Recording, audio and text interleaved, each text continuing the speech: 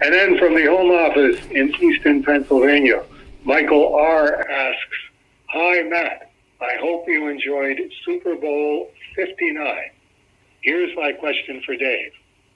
Did you enjoy Super Bowl 59?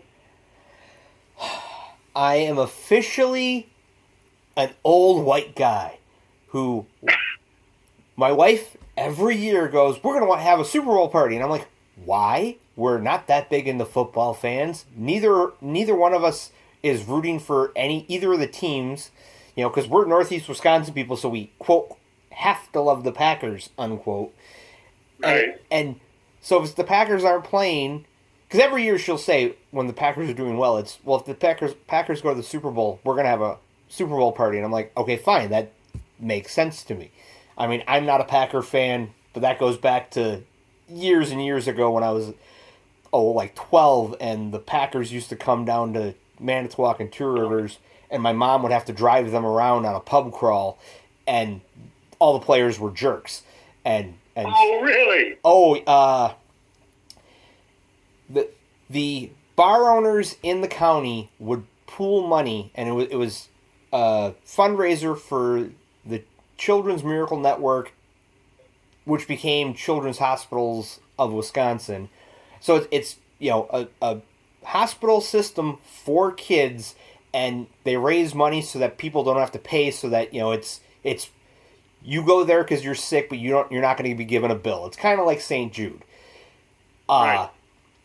The Packers, so all the bar and tavern and pub owners would pool money to pay the Packers to come down, and they're supposed to go to all these bars, and they come in and they meet people and they sign autographs, and it's guys will come, people will go to their bar because their Packers are going to be here.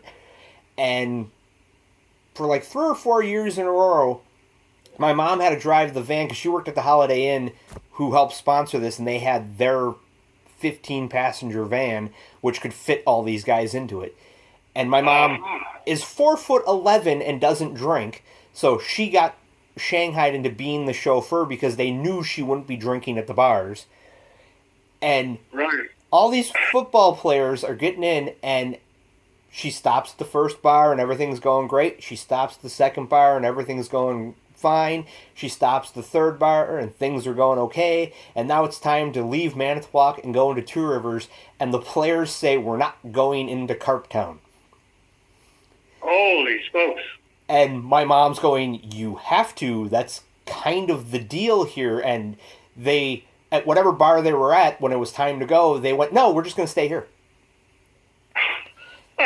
And my mother, again, who's 4'11", and, any one of these guys could lift her up and she wouldn't be able to touch the ground. It's like, yeah, no, she called her boss, like, what do I do? And it's, hey, if they won't come, they won't come. And after a couple of years of that, they finally decided, yeah, getting players to come is not worth the cost for us.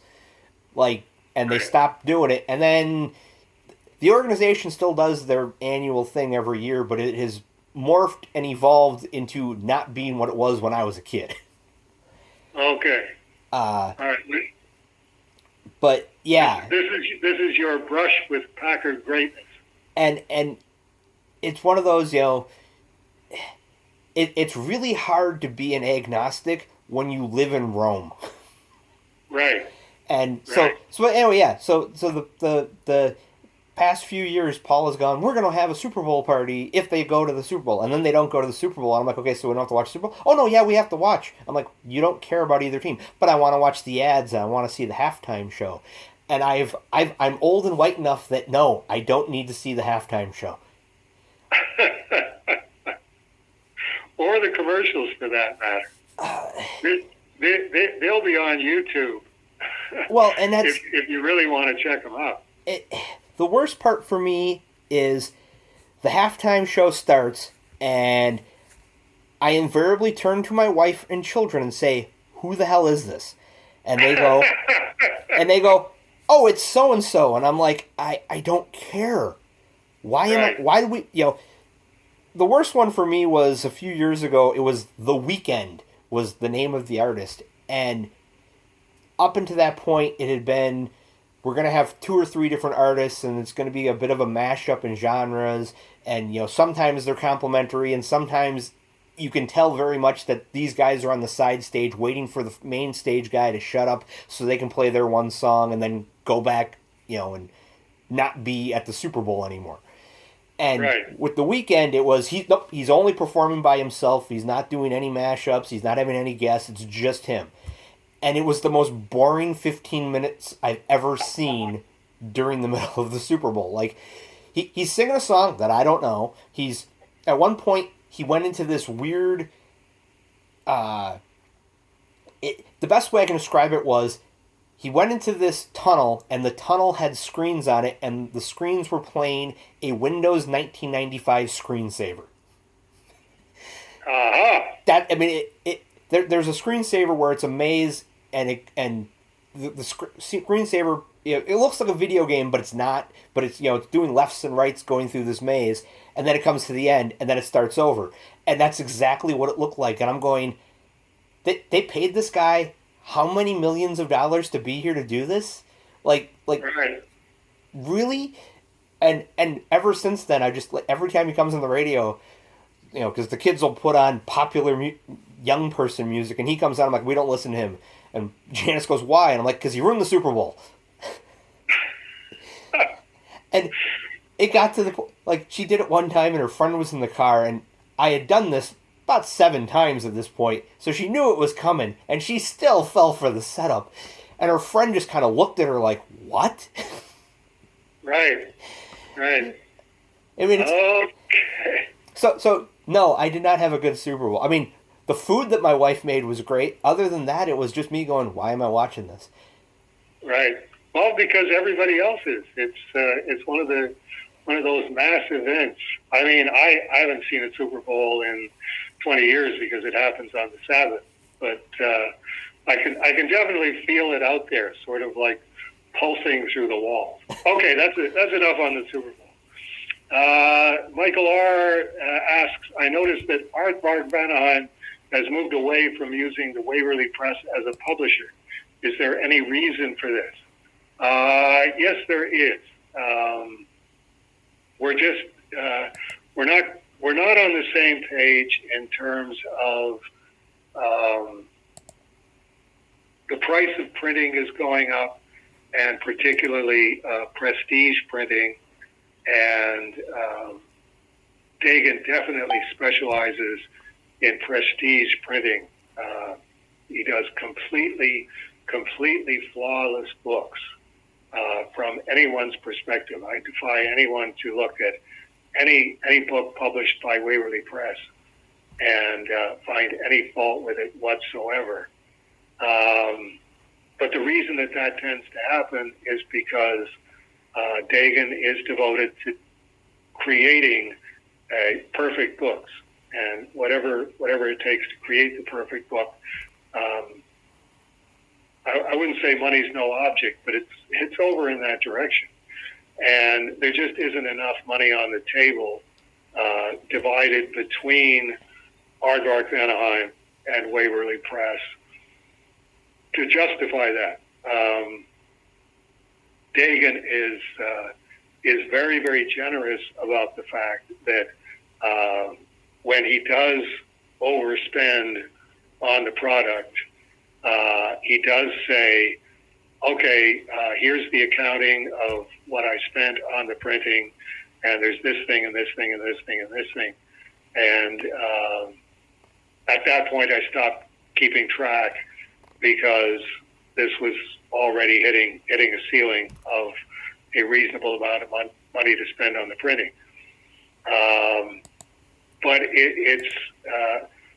I'm not really comfortable with that. It's like, just don't spend that much money on the printing, and keep it in the ballpark where the half that Aardvark Vanaheim gets and the half that you get is reasonable on both sides. It's just it's not going to happen. I still have the theory of at some point Aardvark Vanaheim's going to try doing what Waverly Press did over the course of all the hardcovers, But it'll just be the Cerebus volume, and it'll be trying to match the Cerebus volume to the High Society volume, so that they look like they belong on a shelf together. But I really have to say, it's not in Aardvark Vanheim's wheelhouse as things have evolved. I am very comfortable at the moment with doing the Cerebus Archive portfolios and a comic book or a couple of comic books or several covers, and doing a Kickstarter that brings in, as this one did, $25,000 or $19,000 as the last one did. And once all of the expenses are coming out of that, and we've got a bunch of the invoices in now for pretty much everything except the shipping. This is how much money is left over, but this is how much money we needed to spend to make that happen. I'm not a hardcovers guy, and the logistics of actually doing a hardcover and a softcover, particularly now that we don't really know what's going on with Diamond, and we don't really know if there's going to be a substitute Diamond making their presence known. The logistics are just not possible, and it's not something that I'm looking at. It's not something that I'm considering. Dagan is still, as far as I know, doing the 1982 tour book, but I'm treating that as, okay, that's a book where I'm not really expecting it to make a lot of money. This is just one book for the sake of this one book. Let's do a prestigious hardcover, and let's make it something that isn't when's the next one coming out. There is no 1982 tour book next one. There's only going to be one book that way, which was one of the reasons that I started with Waverly Press in the first place, was looking at the prestige books that he had done that were one-offs. There's only one of these. There's this photographer, and there's these photographs by him, and it's like, yeah, I would like something like that having to do with Cerebus, but not Cerebus volume, High Society, Church of State 1, Church of State 2, Jaka's story, Rick's story, all of those books done. That's not of interest to me. So with all of the logistics and moving parts attached to it, it's just, life is too short. I want to do the things that I want to do and hope that I can find enough people to buy them, which, Michael R., you're definitely at the head of the parade on that one. You've been a loyal supporter and number 26 all along, and I hope you always will be.